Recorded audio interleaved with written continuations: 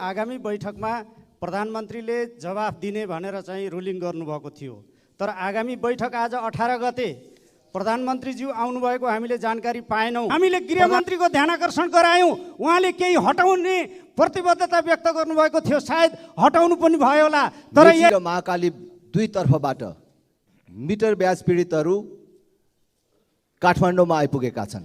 माननीय सदस्यहरू आसन ग्रहण गरौँ अनि राख्नुपर्ने विषयहरूलाई व्यवस्थित ढङ्गबाट राख्दै जाउँ। माननीय सदस्यहरू आसन ग्रहण गरौँ। यो देश मेरो पनि होइन र भन्ने गीत सम्झन चाहन्छु।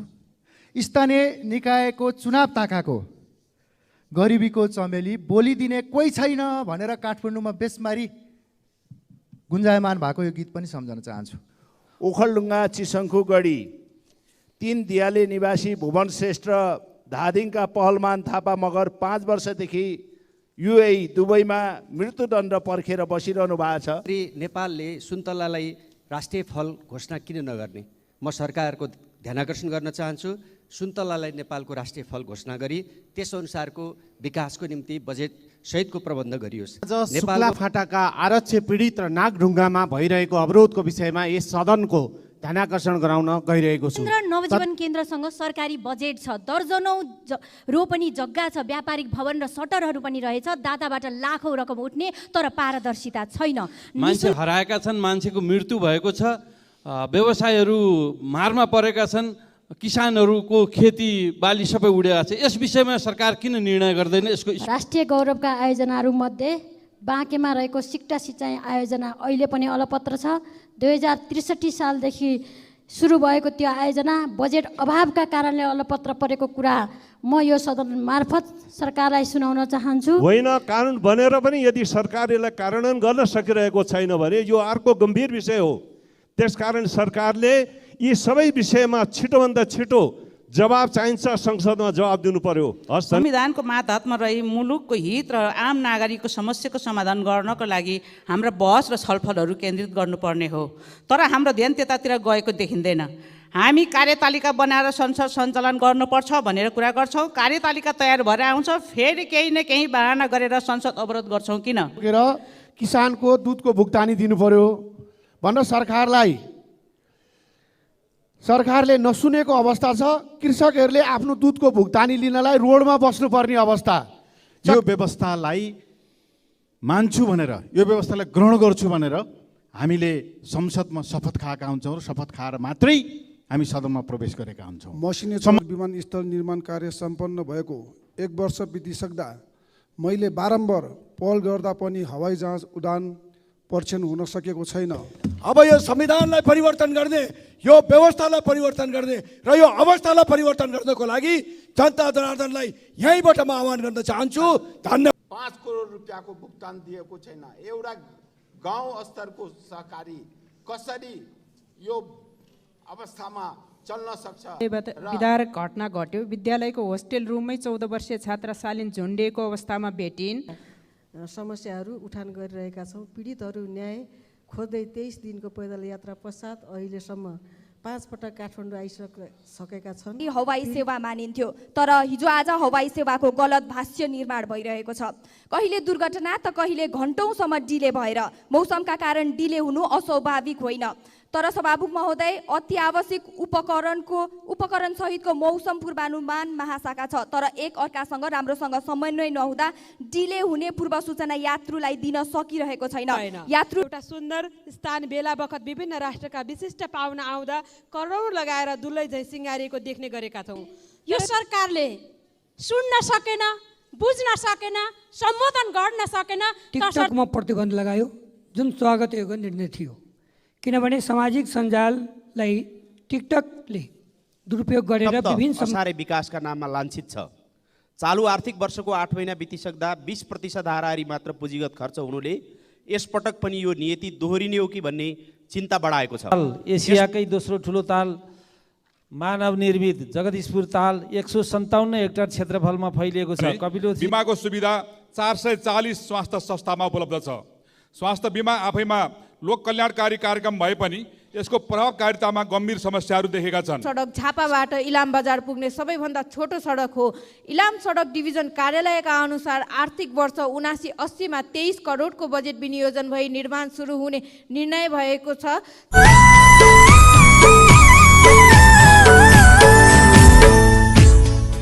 मान्य सदस्यहरू आसन ग्रहण गर्नुहोस्। म प्रतिनिधिमूलक ढङ्गबाट मान्य सदस्यहरूलाई विषय राख्नको लागि समय दिन्छु।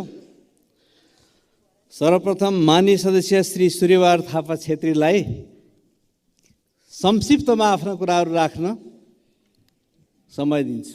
सम्मान्य सभामुख महोदय, फागुन 6 गतेदेखि सम्मान्य सभामुख महोदयबाट सरकारलाई यहाँ संसदमा उठेका हामी सांसदहरूले ध्यानाकर्षण गरेका विषयमा जवाफ दिनका निम्ति पटक पटक रुलिङ भएको छ। फागुन 6, 10, 11, 13, 14 गतेको बैठकमा सम्मान्य सभामुख महोदयले आगामी बैठकमा प्रधानमन्त्रीले जवाफ दिने भनेर चाहिँ रुलिङ गर्नुभएको थियो। तर आगामी बैठक आज 18 गते प्रधानमन्त्रीज्यू आउनुभएको हामीले जानकारी पाएनौँ। प्रधानमन्त्रीज्यू छोरीको नगरपालिकातिर कता हुनुहुन्छ भन्ने हामीले जानकारी सञ्चार माध्यमबाट सुनेका छौँ। सभामुख महोदय, सभामुखको प्रधानमन्त्रीको खोजी गर्नु पर्यो, मन्त्रीजीहरूको खोजी गर्नु पर्यो र यो सरकारलाई संसदप्रति जवाफदेही बनाउनु पर्यो। सरकार संसदप्रति जवाफदेही भएन। सभामुख महोदय, बालकुमारी घटनामा दोषी करार भएका सरकारी छानबिन समितिले नै दोषी ठहर गरेका मन्त्रीलाई राजीनामा गर्न वा राजीनामा नगरे बर्खास्त गर्न प्रधानमन्त्रीलाई केले रोकेको छ? यो संसदमा आएर जवाफ दिन केले रोकेको छ? लघुवित्त पीडितहरू, मिटर ब्याज पीडितहरू, सहकारी पीडितहरू अहिले राजधानीमा पूर्व मेचीदेखि पश्चिम महाकालीबाट हिँडेर आउनुभएको छ। उहाँहरूमाथि विभिन्न ढङ्गको दमन भएको छ। यो खालको स्थिति छ। यो बारेमा सम्पूर्ण विषयमा सरकार जवाफदेही भएन। सरकार हरायो, प्रधानमन्त्री हराउनु भयो। प्रधानमन्त्रीको खोजी गर्न पर्यो। प्रधानमन्त्री खोजी गर्नका निम्ति यो संसदले एउटा उच्च स्तरीय समिति बनाउनु पर्ने हो कि संसद स्थगित गर्नुपर्ने हो कि कति दिन समय चाहिने हो? सम्मान्य सभामुख महोदय, म ध्यानाकर्षण गराउन चाहन्छु। दुग्ध किसानहरूले मूल्य पाएका छैनन्। निजी क्षेत्रका डेरीहरूले पनि भारतीय दुध आयातले गर्दा हामी चाहिँ घाटामा पर्यौँ भनेर 5 देखि 7 रुपियाँ मूल्य बढाएर किसानहरूले त्यस बापतको आफूले दिएको दुधको मूल्य पाउन सकेका छैनन् र किसानहरूले जुन ढङ्गले चाहिँ यो आफ्नो दुधको मूल्य पाउन सकेका छैनन्। दुधको मूल्य दिन नसक्ने सरकारले शासन चलाएको भनेर के फुर्ती गरेको हो? यो चाहिँ तुरुन्त किसानहरूले दुधको चाहिँ मूल्य पाउने व्यवस्था गर्नु पर्यो भन्ने कुरा म राख्न चाहन्छु। सँगसँगै सरकार दमनकारी रहेको छ। सिंहदरबार वरिपरि निषेधित क्षेत्र घोषणा गर्ने, यो संसद वरिपरि निषेधित क्षेत्र घोषणा गर्ने, युद्धग्रस्त क्षेत्र जस्तो घोषणा गर्ने यो काम गरेको छ। हामीले गृहमन्त्रीको ध्यानाकर्षण गरायौँ। उहाँले केही हटाउने प्रतिबद्धता व्यक्त गर्नुभएको थियो। सायद हटाउनु पनि भयो होला। तर यही राजधानीमै अर्को खालको सरकारले 16 गते राति 8 बजे 8:30 बजे स्वरोजगार मजदुरहरूमाथि सुन्दरामा हमला गरेको छ। नानी मैया बस्नेत, बद्री देवकोटा र राधिका मैनाली सहित 1 दर्जनभन्दा बढी स्वरोजगार मजदुरहरू अहिले घाइते छन्। उनीहरू अस्पताल भर्ना भएका छन्। उनीहरू चाहिँ 1 महिनाभन्दा बढी उपचार गर्नुपर्ने स्थितिमा छन्। यो ढङ्गले निर्घात दमन गर्ने सबै प्रकारका सत्ताको यो दमनकारी चरित्र, यो रवैयाको हामी चाहिँ खेद प्रकट गर्छौँ। उनीहरूको शीघ्र स्वास्थ्य लाभको कामना गर्छौँ र उपचारको व्यवस्था गर्दछौँ। सम्मान्य सभामुख महोदय, र यो एउटा महत्त्वपूर्ण अर्को विषय छ। लुम्बिनी प्रादेशिक सरकारले नोबेल लरेटहरूको, नोबेल पुरस्कार विजेताहरूको अन्तर्राष्ट्रिय सम्मेलन भनेर मार्च 11 र 12 गते त्यहाँ गर्न गइरहेको छ। यो दिन नोबेल लरेटको यो जमघट 10 गते मार्च 10 तारिकका दिन त्यहाँ गर्ने गरी 10, 11 र 12 गते गर्ने गरी तय भएको थियो। त्यो सम्मेलन दलाई लामालाई समेत बोलाएर, विवादास्पद व्यक्ति दलाई लामालाई समेत बोलाएर उनले तिब्बतमा विद्रोह गरेको दिन भन्दै 10 गतेदेखि थाल्ने भनिएको थियो। त्यसलाई केही सच्याइएको छ। यहाँ परराष्ट्र मन्त्रीज्यूलाई पनि म ध्यानाकर्षण गराउन चाहन्छु कि यस्तो विवादास्पद सम्मेलन दलाई लामालाई समेत बोलाएर लुम्बिनीमा कस्तो खालको यो सम्मेलन गर्न चाहिँ सहमत भएको परराष्ट्र मन्त्रालय यस्तो विवादास्पद सम्मेलन आयोजना गरेर नेपाललाई सामरिक हिसाबले द्वन्द्वमा झोक्ने र नेपाललाई विवादित ढङ्गले त्यसमा चाहिँ झुट जोड्ने ढङ्गले जुन काम गरिरहेको छ यसको पनि म सरकारबाट अविलम्ब ध्यानाकर्षण गर्दै जवाफ माग गर्न चाहन्छु। नेपालको परराष्ट्र नीति विपरीत यस्ता कुनै पनि गतिविधि गर्न चाहिँ यो संसदले सरकारलाई रोक लाउन सामान्य सभामुखज्यू मार्फत चाहिँ यो म रुलिङको माग गर्न चाहन्छु र मन्त्रीहरूको राजीनामा नभएसम्म प्रधानमन्त्रीले जवाफ नदिएसम्म यो संसद अगाडि बढ्ने कुराका निम्ति हामीले ध्यानाकर्षण गराइरहेको विषयमा सामान्य सभामुखज्यूबाट आफूले त्यो चेयरबाट गर्नुभएका रुलिङहरूलाई पनि स्मरण गरेर यो हाम्रो आन्दोलन जारी छ भन्ने कुरालाई मध्यनजर गरेर यो सरकारलाई यहाँ ल्याउने प्रबन्ध, सरकारलाई यहाँ उपस्थित गराउने प्रबन्ध, प्रधानमन्त्रीलाई संसदप्रति जवाफदेही गराउने प्रबन्धका निम्ति म फेरि पनि गम्भीर ध्यानाकर्षण गराउन चाहन्छु। आज आगामी बैठक हो कि होइन म सामान्य सभामुख महोदय मार्फत गम्भीरतापूर्वक सोध्न चाहन्छु, विनम्रतापूर्वक सोध्न चाहन्छु। धन्यवाद। अब माननीय सदस्य राजेन्द्र प्रसाद लिङ्गदेनलाई म समय दिन्छु। आफ्ना विषय संक्षिप्तमा राखिदिनु न म अनुरोध गर्छु। सम्माननीय सभामुख महोदय, करिब 1 महिनाको यात्रा तय गरेर मेची र महाकाली दुईतर्फबाट मिटर ब्याज पीडितहरू काठमाडौँमा आइपुगेका छन्। घाइते अवस्थामा आएका छन्, अशक्त अवस्थामा आइपुगेका छन्। सब कोहीले देख्न सकिन्छ त्यो अवस्था कस्तो छ भन्ने कुरा। सरकारले उनीहरूको समस्यामा सम्बोधन गर्नुको बदला सरकारले तिम्रो लागि ऐन बनाइदिएको छ, जाऊ मुद्दा हाल भनेर जवाफ दिइराखेको छ।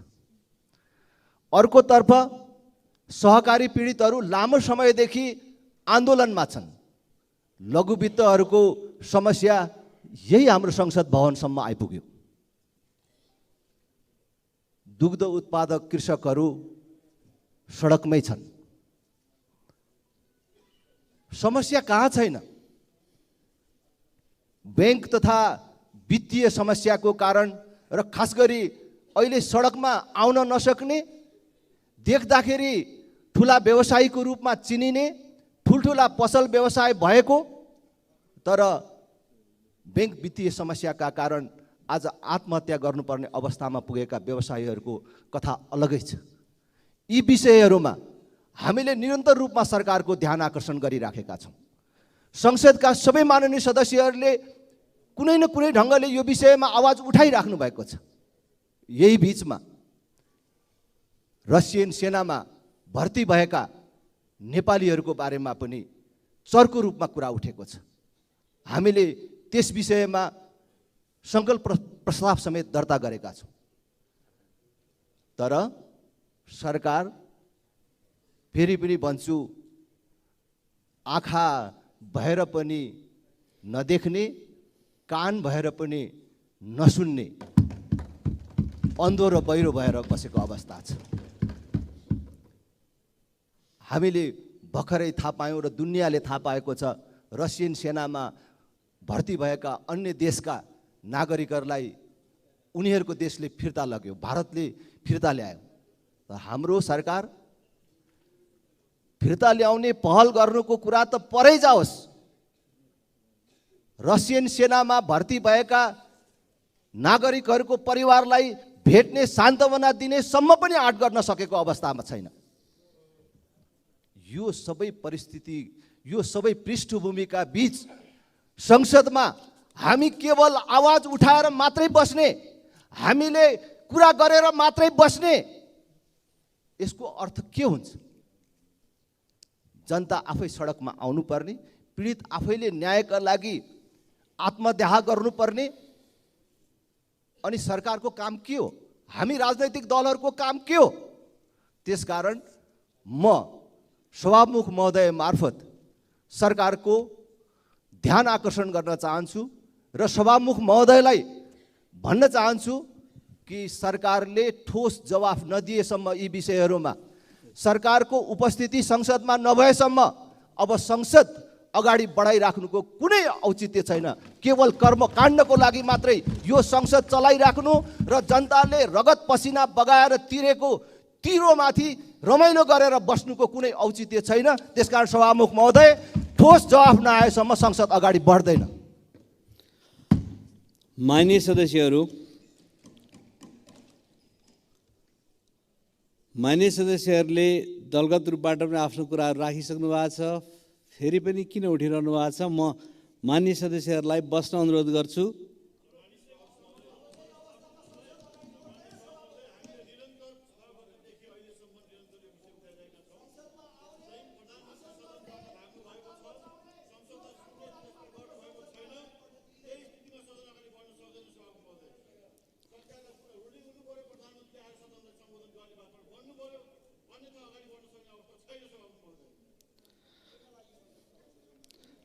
मान्य सदस्यहरू,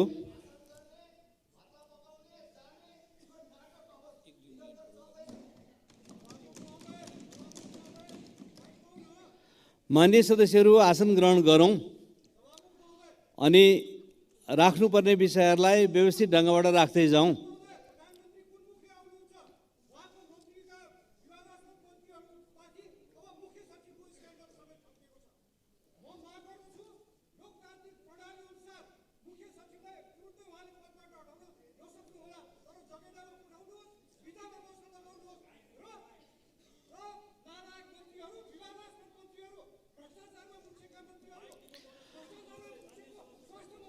मान्य सदस्यहरू, अब विषयहरू यहाँहरूले राख्ने प्रतिनिधिमूलक ढङ्गबाट आइसकेको छ। त्यसकारणले म मान्य सदस्यहरूलाई आसन ग्रहण गर्नको लागि अनुरोध गर्छु र मैले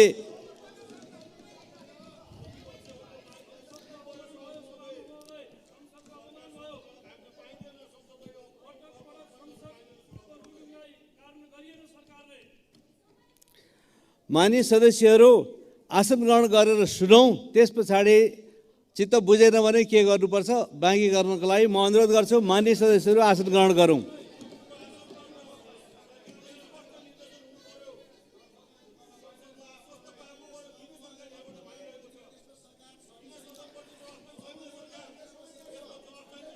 मान्य सदस्यहरू, मैले निर्देश जारी गर्छु। मान्य सदस्यहरू आसन ग्रहण गरेर सुन्नको लागि अनुरोध गर्छु। मान्य सदस्यहरूले उठाउनु भएको विषयका सम्बन्धमा यसअघिका बैठकहरूमा सरकारलाई बैठकमा उपस्थित भई जवाफ दिन स्पष्ट निर्देशन गरिसकिएको बेहोरा म जानकारी गराउँदछु। म यसलाई फेरि भन्दछु। मान्य सदस्यहरूले उठाउनु भएको विषयको सम्बन्धमा यसअघिका बैठकहरूमा सरकारलाई बैठकमा उपस्थित भई जवाफ दिन स्पष्ट निर्देशन गरिसकेको बेहोरा जानकारी गराउँछु। मान्य सदस्यहरूले आजको बैठकमा पनि विभिन्न विषयहरूका सम्बन्धमा सरकारको ध्यान आकर्षण गराउँदै जवाफको माग गर्नुभएको छ। आज र यसअघि उठेका विषयहरूमा सभाको मिति 2080 साल फागुन 21 गते बस्ने बैठकमा उपस्थित भई जवाफ दिन नेपाल सरकारलाई म निर्देश गर्दछु। मान्य सदस्यहरू आसन ग्रहण गरौँ। अब म 2 मिनटमा आफ्नो कुरा राख्नको लागि डाक्टर सीके राउतलाई समय दिन्छु। डाक्टर सीके राउत, मान्य सदस्य डाक्टर सीके राउत, मान्य सदस्य डाक्टर सीके राउत उहाँ हुनुहुन्न। अब म 2 मिनटमा आफ्नो कुरा राख्नको लागि मान्य सदस्य हरि ढकाललाई समय दिन्छु। 2 मिनट। सम्माननीय सभामुख महोदय, म प्रकाश सपुतको गीत यो देश मेरो पनि होइन र भन्ने गीत सम्झन चाहन्छु। स्थानीय निकायको चुनाव ताकाको गरिबीको चमेली बोलिदिने कोही छैन भनेर काठमाडौँमा बेसमारी गुन्जायमान भएको यो गीत पनि सम्झन चाहन्छु। अस्ति राति काठमाडौँ महानगरपालिकाको जुन यो फुटपाथ व्यवसायी माथि त्यहाँको सुरक्षा प्रशासनको ज्यादतीको हामी निन्दा गर्न चाहन्छौँ। सरकारलाई उक्त घटनाको छानबिन गर्नको लागि ध्यानाकर्षण गर्न चाहन्छौँ।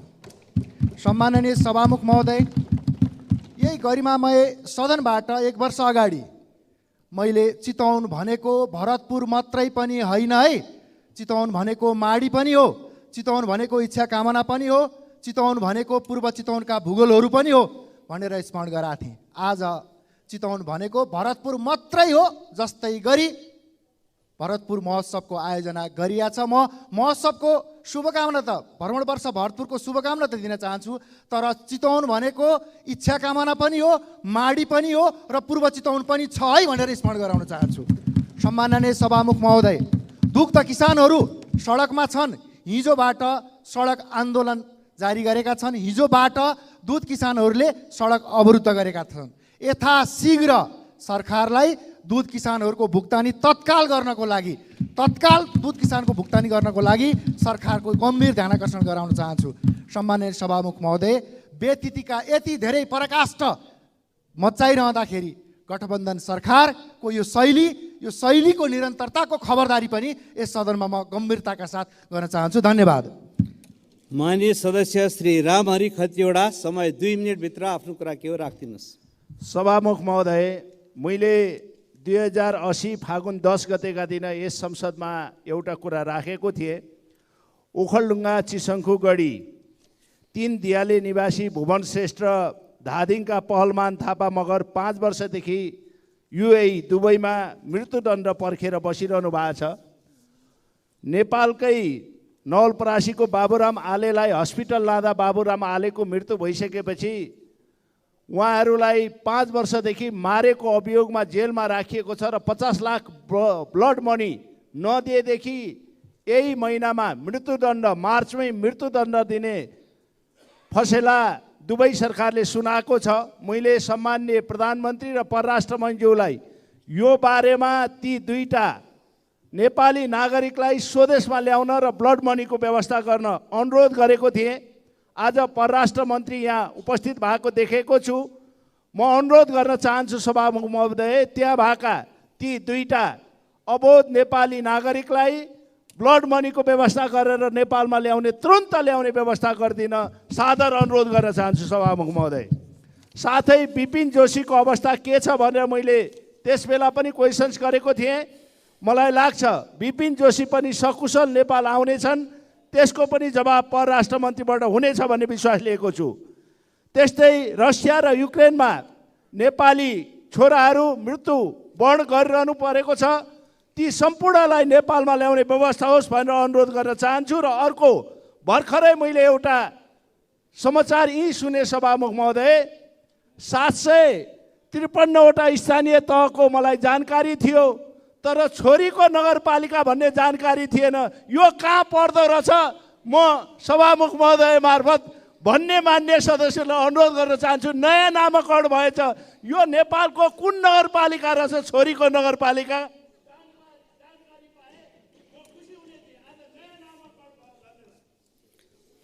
मान्य सदस्यहरू, अब शून्य समयको कार्यक्रम प्रारम्भ हुन्छ। शून्य समयमा बोल्न चाहनुहुने मान्य सदस्यहरूको लागि 1 मिनटको समय निर्धारण गरिएको छ। सर्वप्रथम मान्य सदस्य श्री ठाकुर प्रसाद गैरे।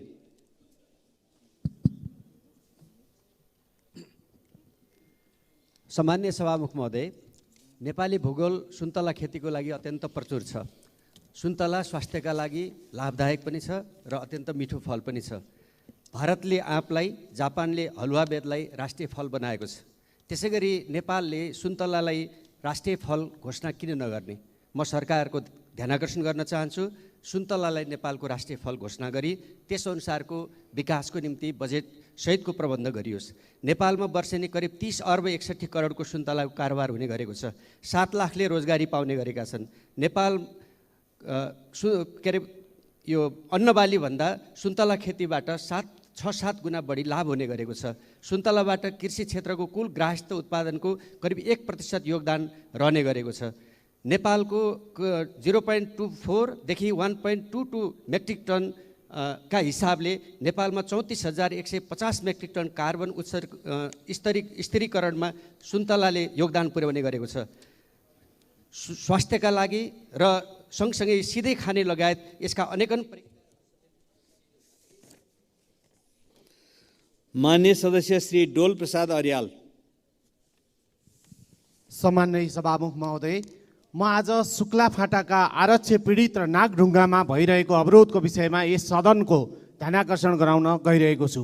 तत्कालीन शाही शुक्लाफाटा वन्यजन्तु आरक्षण विस्तार गरेपछि कञ्चनपुरका हजारौँ स्थानीयवासीहरू विस्थापित हुनु पर्यो। सरकारले ती परिवारलाई अन्यत्र स्थानान्तरण गरेर सट्टा भर्ना गर्ने भनिए पनि आधाभन्दा बढी परिवारले 25 वर्ष बितिसक्दा समेत जग्गा पाउन सकेका छैनन्। पीडितका लागि छुट्याइएको जग्गा हाल भूमि आयोगले अन्य व्यक्तिलाई वितरण गर्न लागेको भनेर अख्तियार दुरुपयोग अनुसन्धान आयोगमा उजुरी परेको अवस्था छ। भूमि आयोगको अनियमितता र अनधिकृत वितरण रोक्न साथै अनियमिततामा संलग्नतालाई यथाशीघ्र कारबाहीको दायरामा ल्याउँदै पीडितलाई तत्काल जग्गा उपलब्ध गराउन म यस सदन मार्फत सरकारको ध्यानाकर्षण गराउन चाहन्छु। यसै सभामुख महोदय, ब्रेक थ्रु गर्ने तयारी गरिएको नागढुङ्गा सुरुङ मार्गको काम अहिले सरकारकै कारण ठप्प छ। स्थानीयवासीसँग गरेको प्रतिबद्धताहरू कार्यान्वयन नगरेकै कारण सरकारले अहिले दैनिक झन्डै 1.5 करोड रुपियाँ जरिवाना तिर्नुपर्ने अवस्था आइलागेको छ।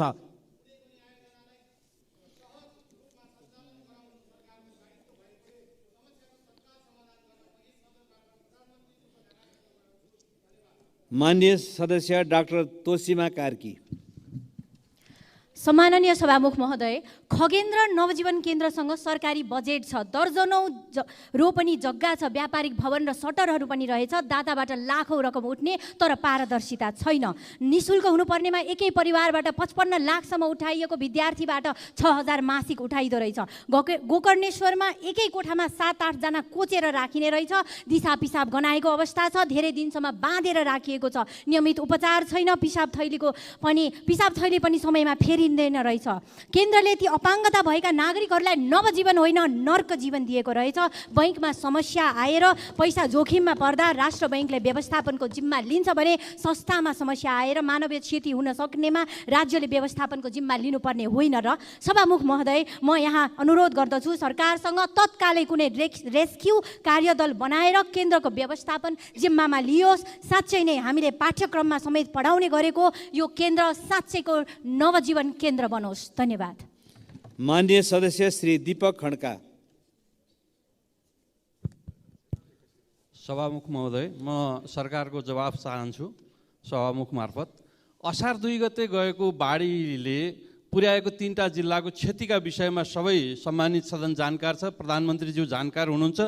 मान्छे हराएका छन्, मान्छेको मृत्यु भएको छ, व्यवसायहरू मारमा परेका छन्, किसानहरूको खेती बाली सबै उडेका छ। यस विषयमा सरकार किन निर्णय गर्दैन, यसको स्पष्ट जवाब चाहन्छु सभामुख मार्फत। सम्माननीय सभामुख महोदय, सङ्खुवा सभाको किमाथाङका नाकामा कोभिड अगाडि सुत्केरी भएर आएको महिला नाका बन्दका कारण बच्चा ठुलो भइसक्यो, घर जान पाएन, अहिलेसम्म नाका खुल्दैन, के कारण हो? म सरकारको जवाफ चाहन्छु सम्माननीय सभामुख महोदय। अहिले लघुवित्त सहकारी दुग्ध किसानको समस्याहरू जल्दोबल्दो रूपमा सडकमा आइसक्यो, सरकार किन भन्छ यसको पनि म जवाफ चाहन्छु। यिनै कुराहरूको म निवेदन गर्दछु। धन्यवाद। माननीय सदस्य श्री दीपा शर्मा। सम्माननीय सभामुख महोदय, जति कुरा गरे पनि सरकारले नसुन्ने कुराको आज पनि यो सदनमा पुष्टि भएको छ। म नसुने पनि जबरजस्त सुनाउन चाहन्छु।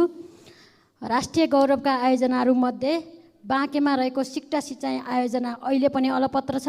2063 सालदेखि सुरु भएको त्यो आयोजना बजेट अभावका कारणले अलपत्र परेको कुरा म यो सदन मार्फत सरकारलाई सुनाउन चाहन्छु। बजेटको अभाव हुन नदिन अब आउने बजेटमा पर्याप्त बजेटको व्यवस्था गरी त्यो क्षेत्रका बाँके जिल्लामा रहेका र त्यो क्षेत्रमा रहेका सम्पूर्णलाई अन्न बाली उत्पादन गरेर हामीले अन्नलाई आयात गर्ने होइन निर्यात गर्ने अवस्थामा पुर्याउनका लागि सरकारले ध्यान राखोस्। अहिले हामीले जे खालको राष्ट्रिय गौरवका आयोजनाहरूलाई बजेट घटाउने, वास्ता नगर्ने, अलपत्र पार्ने खालका काम रहेका छन्। यसलाई अविलम्ब बजेटको व्यवस्था मार्फत राष्ट्रिय गौरवका आयोजनाहरूलाई कामको तीव्रता दिन। यो सरकारको मन किन छुँदैन? सरकारको कृषि मन्त्री कहाँ हुनुहुन्छ? के गर्दैछ सरकारले यसको समस्या निराकरणका निमित्त जान्नुपर्ने आवश्यकता छ। सदनलाई जानकारी हुनु पर्यो। मिटर ब्याज पीडितहरूका समस्या समाधान गर्न हामीले पछिल्लो संसदबाट कानुन बनायौँ, तर आज पनि सबैतिरबाट फेरि काठमाडौँ धाउनुपर्ने अवस्था किन रह्यो? यदि यो कानुनमा अझै त्रुटि रह्यो भने ल्याउनु पर्यो, सरकारले संशोधन गरौँ, समाधान गरौँ यो समस्याको। होइन कानुन बनेर पनि यदि सरकारले कार्यान्वयन गर्न सकिरहेको छैन भने यो अर्को गम्भीर विषय हो। त्यसकारण सरकारले यी सबै विषयमा छिटोभन्दा छिटो जवाब चाहिन्छ, संसदमा जवाब दिनु पर्यो। हस्, धन्यवाद। माननीय सदस्य श्री दुर्गा राई।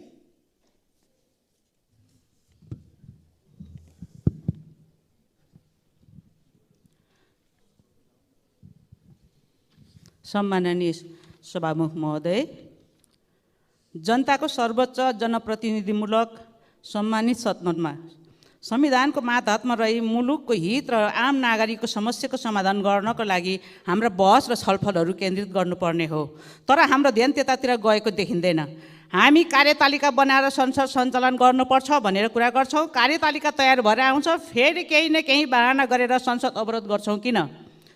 कहिले प्रधानमन्त्रीको राजीनामा त कहिले मन्त्रीहरूको। त्यसरी सजिलै हुने भए संविधानको धारा 76 चाहिँदैन भन्न खोजिएको हो। सभामुख महोदय, प्रतिपक्षको सरकारको विरोध गर्नु गुण र दोषको आधारमा गर्नुपर्ने हो नि। हरेक कुराको पूर्वगरी ढङ्गबाट सम्बन्धित संसद अवरोध गर्ने शैली बेठिक छ। हामीले कस्तो खाले लोकतन्त्रको विकास गर्दैछौँ? अर्को कुरा सभामुख महोदय, आकस्मिक समयमा बोल्दा समय निर्धारण गर्नु पर्यो। धन्यवाद। माननीय सदस्य श्री देवप्रसाद तिमल सेना। सम्मानीय सभामुख महोदय, दुध किसानहरू अत्यन्त पीडित भएका छन्। यसको बारेमा योभन्दा अगाडिको अधिवेशनमा पनि दशैँ अगाडि मैले कुरा उठाएको थिएँ। अरू सबैको भुक्तानी रोकेर किसानको दुधको भुक्तानी दिनु पर्यो भनेर सरकारले नसुनेको अवस्था छ। कृषकहरूले आफ्नो दुधको भुक्तानी लिनलाई रोडमा बस्नुपर्ने अवस्था, चक्काजाम गर्न पर्ने अवस्था। अस्ति मात्रै रौतडमा चक्काजाम 2 घन्टा भयो। दुधको भुक्तानी लिनलाई चक्काजाम गर्नु पर्यो भने किसानले के गरी दुध उत्पादन गर्न सक्छ, के गरी बेच्न सक्छ? त्यसकारण दुधको भुक्तानी सम्मानीय सभामुख महोदय तुरुन्तै दायाँ बायाँ नहेरिकन सरकारले अर्को 21 गतेको चाहिँ बैठकमा दुधको भुक्तानी दिएको जानकारी कृषि मन्त्रीले चाहिँ यहाँ आएर सदनमा बोल्नु पर्यो भनेर जोरदार माग गर्न चाहन्छु। र कृषकले लम्की स्किनबाट ठुलो क्षति बिहोरेको, त्यसको क्षतिपूर्ति पाउने भनेको छैन, त्यसको पनि क्षतिपूर्ति यथाशीघ्र किसानले पाउनु पर्यो।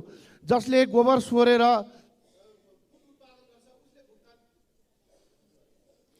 माननीय सदस्य श्री देवेन्द्र पौडेल। सम्माननीय सभामुख महोदय, यो सङ्घीय लोकतान्त्रिक गणतन्त्र, धर्मनिरपेक्षता, समावेशी समानुपातिकता जस्ता प्रणाली ल्याउनको निम्ति हजारौँको बलिदान, रगत, आँसु, पसिना बगेर यो व्यवस्था आएको हो। यो व्यवस्थालाई मान्छु भनेर, यो व्यवस्थालाई ग्रहण गर्छु भनेर हामीले संसदमा शपथ खाएका हुन्छौँ र शपथ खाएर मात्रै हामी सदनमा प्रवेश गरेका हुन्छौँ। सम्माननीय सभामुख महोदय, कहिलेकाहीँ मात्रै होइन दिनदिनै जस्तो यो व्यवस्थाको विरोध गरेको हामी यहाँ सुन्छौँ। सम्माननीय सभामुख महोदय मार्फत म भन्न चाहन्छु, शपथ खाएर आइसकेपछि, यो संविधान मान्छु भनिसकेपछि यो प्रणाली र व्यवस्थाको विरोध गर्न पाइन्छ र सम्माननीय सभामुख महोदय, र यो कुराको गम्भीर ध्यान आकर्षण गराउनको निम्ति सम्माननीय सभामुख महोदय मार्फत म विशेष अनुरोध गर्न चाहन्छु। धन्यवाद। माननीय सदस्य श्री धनबहादुर बुढा।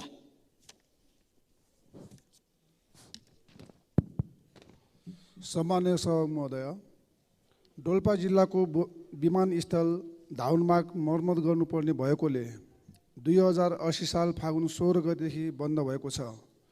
त्रिपुरा सुन्दरी नगरपालिका वार्ड नम्बर 7 स्थित मसिनेचौर विमानस्थल निर्माण कार्य सम्पन्न भएको 1 वर्ष बितिसक्दा मैले बारम्बार पहल गर्दा पनि हवाई जहाज उडान परीक्षण हुन सकेको छैन। तसर्थ उक्त मसिनेचौर विमानस्थल उडान परीक्षण गरी यथाशीघ्र नेपाल एयरलाइन्सको जहाज र निजी क्षेत्रको जहाज नियमित रूपमा सञ्चालनमा ल्याउन हुन यो सम्मानित सदन मार्फत सरकारको ध्यान आकर्षण गर्न चाहन्छु। धन्यवाद। माननीय सदस्य श्री धवल शमशेर जङ्गबहादुर राणा। सम्माननीय सभामुख महोदय, अहिले भर्खर एकजना सांसदज्यूले भन्नुभयो कि यो व्यवस्थाको हामीले विरोध गर्न मिल्छ कि मिल्दैन। यो संविधानमा संविधानभित्र बसेर यो संविधानलाई परिवर्तन गर्न सक्ने व्यवस्था संविधानभित्र छ र यो देश चल्न सकिरहेको छैन। जनता आक्रान्त छ, देश आक्रान्त छ। हामीले यस्तो व्यवस्था, यो देशको व्यवस्थालाई परिवर्तन गर्नको लागि, यो अवस्थालाई परिवर्तन गर्नको लागि हामीले व्यवस्था परिवर्तन गर्न, यो अवस्था परिवर्तन गर्न, व्यवस्था परिवर्तन गर्ने आन्दोलन राष्ट्रिय प्रजातन्त्र पार्टीले सडकमा छेडिसकेको छ सभामुख महोदय। अब यो संविधानलाई परिवर्तन गर्ने, यो व्यवस्थालाई परिवर्तन गर्ने र यो अवस्थालाई परिवर्तन गर्नको लागि जनता जनार्दनलाई यहीँबाट म आह्वान गर्न चाहन्छु। धन्यवाद।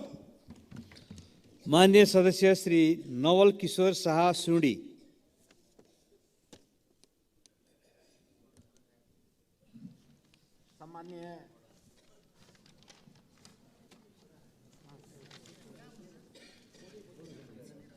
सम्माननीय सभामुख महोदय, आज यो समस्या त हाम्रा सम्पूर्ण साथीहरू उठाइराख्नु भएको छ।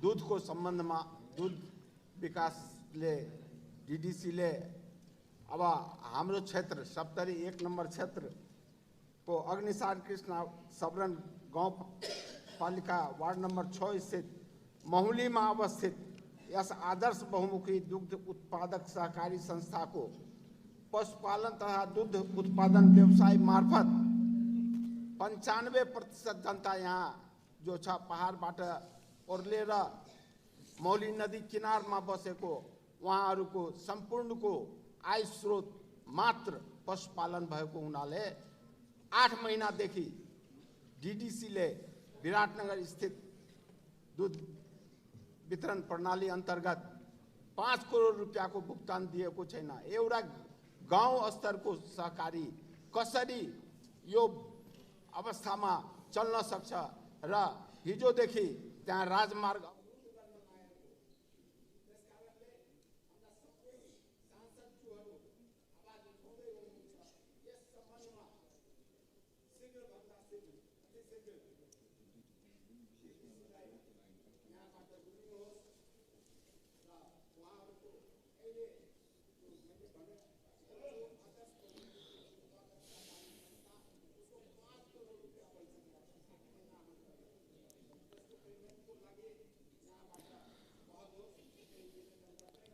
माननीय सदस्य श्री नारायणी शर्मा।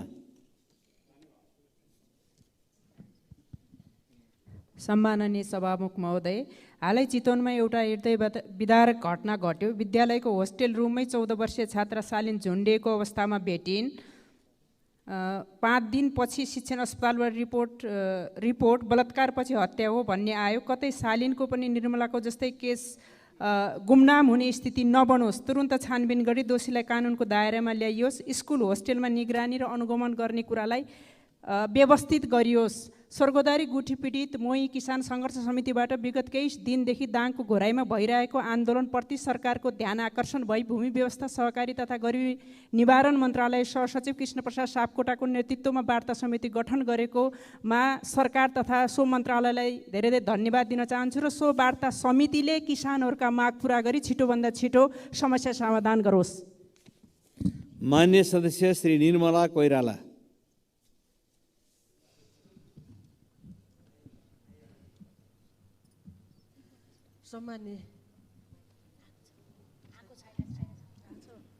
सम्मान्य सभामुख महोदय, हामीले पटक पटक सम्बन्धित सदनमा मिटर ब्याजी र लघुविद्युत पीडितले भोग्नु परेका समस्याहरू उठान गरिरहेका छौँ। पीडितहरू न्याय खोज्दै 23 दिनको पैदल यात्रा पश्चात अहिलेसम्म 5 पटक काठमाडौँ आइसकेका छन्।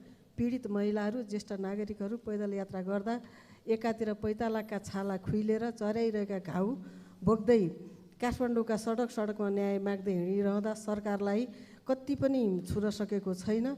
उल्टै पीडितहरूलाई धरपकड गर्ने काम भएको छ सभामुख मार्फत। अब कति पनि विलम्ब नगरिकन मिटर ब्याजी पीडितहरूका काम माग पुरा गर्न पीडितहरूलाई घर फर्कने वातावरण सिर्जना गर्न म सभामुख मार्फत सरकारको ध्यान आकर्षण गराउन चाहन्छु। धन्यवाद। मान्य सदस्य श्री निशा डाँगी। सम्माननीय सभामुख महोदय, छिटो र सुरक्षित यात्राका लागि हवाई सेवा मानिन्थ्यो, तर हिजो आज हवाई सेवाको गलत भाष्य निर्माण भइरहेको छ। कहिले दुर्घटना त कहिले घण्टौँसम्म डिले भएर मौसमका कारण डिले हुनु अस्वाभाविक होइन।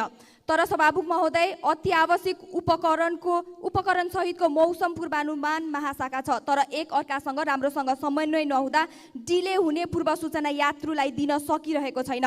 यात्रुले 1 मिनेट ढिला गरेमा जहाज नली उड्छ, तर यात्रु घण्टौँसम्म कुर्नुपर्ने विडम्बना यो कस्तो हो सभामुख महोदय? अन्य देशमा डिले हुने पूर्व सूचनाको जानकारी मोबाइलमा आउँछ, तर हाम्रो देशमा एयरपोर्टमा गएपछि मात्रै थाहा हुन्छ। सभामुख महोदय, विशेष गरी यस समस्याले बिरामी र ज्येष्ठ नागरिकहरू थप पीडामा परेका छन्। समयको बचत र अति आवश्यक कामको लागि यात्रुले महँगो हवाई भाडा तिरेर यात्रा गरेका हुन्छन्। त्यसैले डिले हुने पूर्व सूचनाको प्रभावकारी बनाउन सभामुख मार्फत सम्बन्धित निकायको ध्यानाकर्षण गराउन चाहन्छु। धन्यवाद। मान्य सदस्य श्री प्रतिमा गौतम।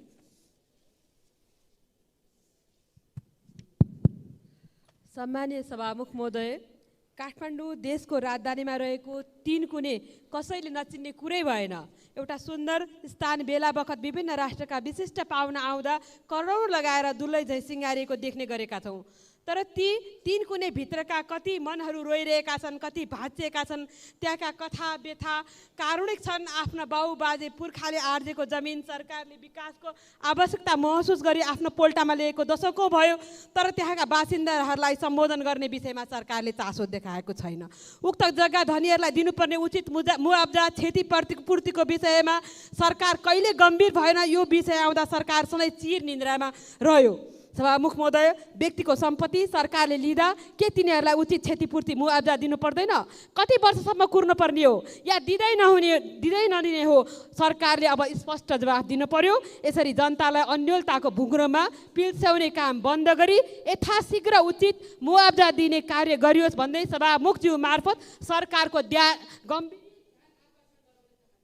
मान्य सदस्य श्री प्रतीक्षा तिवारी। सम्माननीय सभामुख महोदय, 1 मिनेटको शून्य समयमा मान्यज्यूहरूले उठाउनु भएको विषय यो सरकारले सुन्न सकेन, बुझ्न सकेन, सम्बोधन गर्न सकेन। तसर्थ सम्मान्य सभामुख महोदय, यो शून्य समय 1 मिनेटबाट बढाएर 3 मिनेट गर्न सभामुखज्यूको ध्यानाकर्षण गराउन चाहन्छु। सभामुख महोदय, यो सरकार साँच्चीकै जनतालाई नटेरेको हो कि प्रतिपक्षलाई सदनलाई नटेरेको हो कि भन्ने आवाज चाहिँ जनतालाई भइसकेको छ।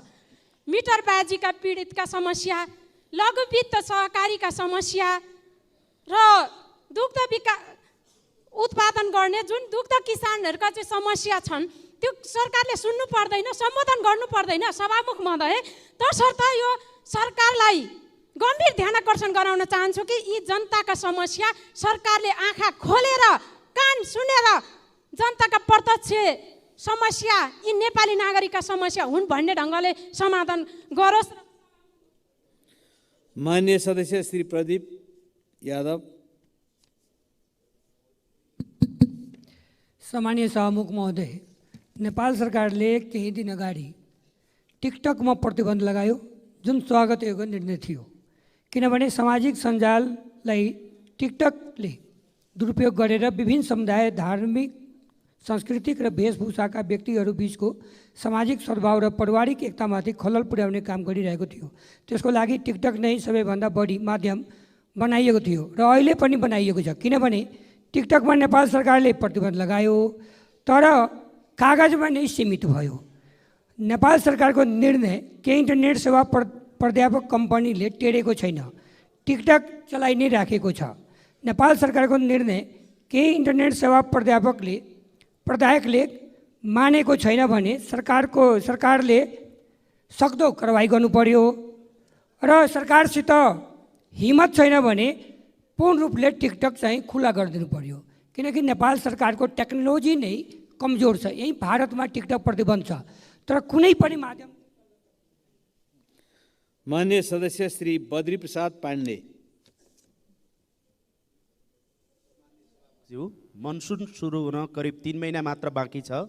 वैशाख जेठपछि गरिने विकास बजेटको चरम दुरुपयोग र आयोजनाहरूको गुणस्तरहीनताले अभिशप्त असारे विकासका नाममा लाञ्छित छ।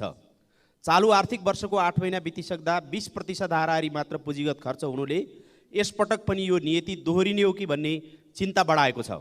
यस वास्तविकतालाई गम्भीरतापूर्वक लिँदै निर्माण कार्यमा द्रुत प्रणाली अपनाउन साथै पिछडिएको क्षेत्रको इपिसेन्टरकै रूपमा रहेका जिल्लाहरू बाजुरा, हुम्ला, मुगु, कालीकोट, अछाम र बझाङको जीवनस्तरमा प्रत्यक्ष प्रभाव पार्न सक्ने सेती लोकमार्ग, कर्णाली करिडोर, साँफेबगर, मार्तडी, कोल्टी लगायतका सडकहरूको निर्माण, गुणस्तर सुधार र सडक खण्डका पुलहरूको निर्माणमा उच्च प्राथमिकताका साथ कार्यान्वयनमा तीव्रता दिन सम्माननीय सभामुखज्यू मार्फत नेपाल सरकारको गम्भीर ध्यानाकर्षण गर्न चाहन्छु।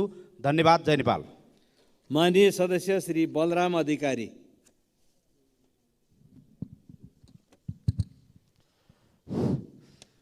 सभामुख महोदय, नेपालकै पहिलो ठुलो ताल, एसियाकै दोस्रो ठुलो ताल, मानव निर्मित जगदीशपुर ताल 157 हेक्टर क्षेत्रफलमा फैलिएको छ। कपिलवस्तु जिल्लाको पूर्व दक्षिण भेग सिँचाइ गर्ने उद्देश्यले निर्माण गरिएको उक्त तालमा बालङ्गा नदीको पानी लगेर जम्मा गरिन्छ।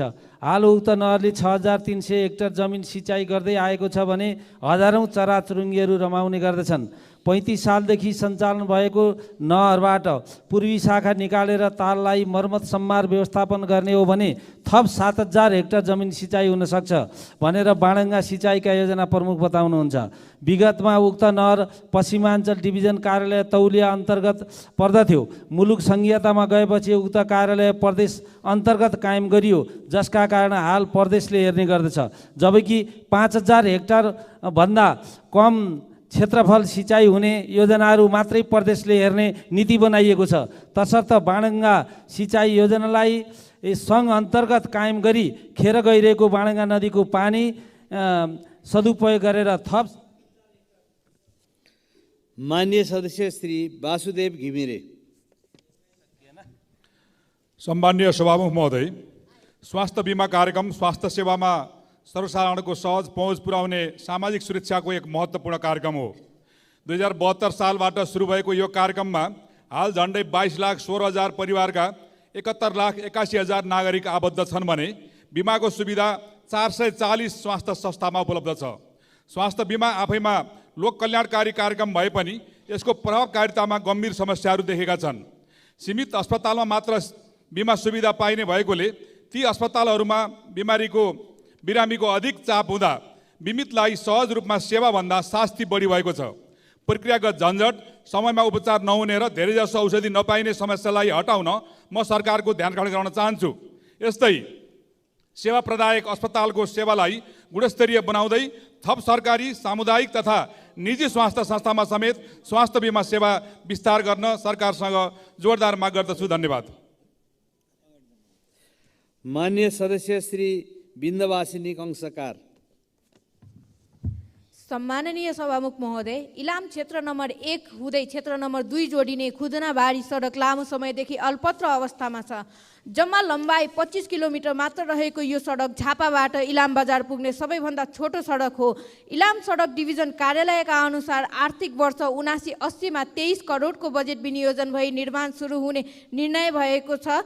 तर 1 करोड मात्रै बजेट आएको हुँदा 1 करोडले सडक सरसफाइ गर्ने समेत नपुग्ने जानकारी प्राप्त भयो। 80-81 को बजेटमा यो सडकको लागि कुनै रकम नै नछुट्याएको कुरा बाहिर आइरहेको छ। यस सडकलाई हरेक पटक राजनीति गर्ने हिसाबले हेरिएको छ। हरेक उम्मेदवारले आफ्नो घोषणा पत्रमा राख्ने गर्छन्, तर चुनावपछि सबैले बिर्सिन्छन्। सभामुखज्यू, यसरी इलामका जनताको स्वास्थ्य व्यवसाय र किनमेलदेखि हरेक दिनाचार्य प्रत्यक्ष जोडिने यो बाटो अविलम्बन प्राप्त बजेट